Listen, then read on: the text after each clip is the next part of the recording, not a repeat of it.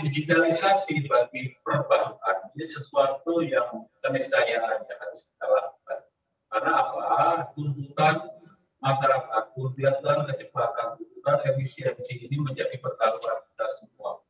Kemudian untuk mempertahankan nasabah ini menjadi kondisi yang harus kita lakukan. Nah, untuk bank pembangunan daerah sendiri, daerah istimewa Yogyakarta, kita memulai digitalisasi itu baru tahun 2017.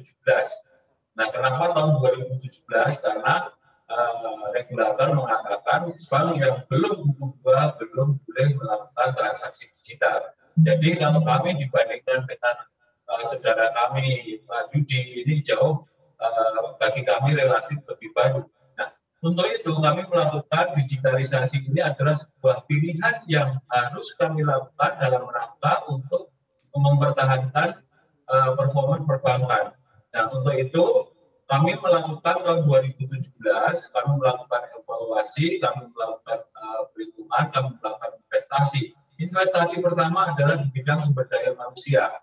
Ini menjadi sesuatu yang sangat penting. Sejak awal kita mempersiapkan proses untuk rekrutmen ini, kita memang mempersiapkan sumber daya manusia ke arah pengembangan teknologi informasi. Kemudian masalah ekosistem digital kita bangun. Yang kedua melalui konstruksi yang kita bangun untuk platform digital ini kita bangun sejak awal kita sudah menetapkan itu. Kemudian yang ketiga masalah penanganan masalah pemahaman regulasi, karena ini harus melibatkan perizinan kepada Bank Indonesia, kepada OJK, dan alhamdulillah semua proses itu kita dapat lalui sehingga perizinan dari Bank Indonesia kita dapatkan, kemudian juga dari OJK kita dapatkan. Alhamdulillah sekarang Bank Pembangunan Daerah dan platform digital sudah menjadi bagian dari kehidupan perbankan di daerah istimewa Yogyakarta. Baik, Pak Santoso, kita akan beralih dulu ke Pak Yudi Renaldi. Kalau di BJB seperti apa evaluasinya, Pak Yudi?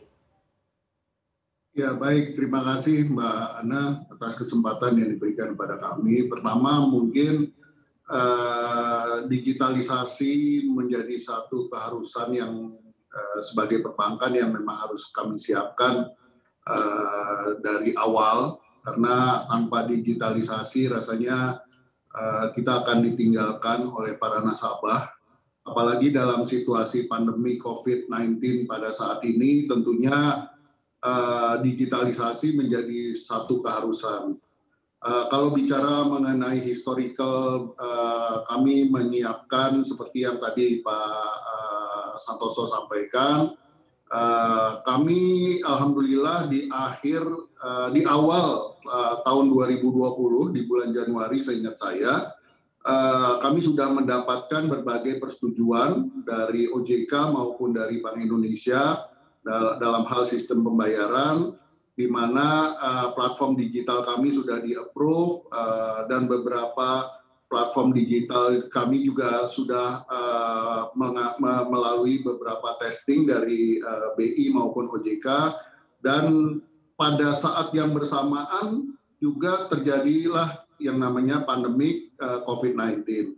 Jadi dalam periode tersebut alhamdulillah shifting dari manual yang kita lakukan menjadi digitalisasi menjadi sesuatu keharusan dan menjadikan berkah buat Bank BJB sebagai bank yang tumbuh di Jawa Barat dan Banten, yang tentunya kalau dilihat dari angka-angkanya bisa kami sampaikan hal-hal yang sebagai berikut, Mbak Anneke.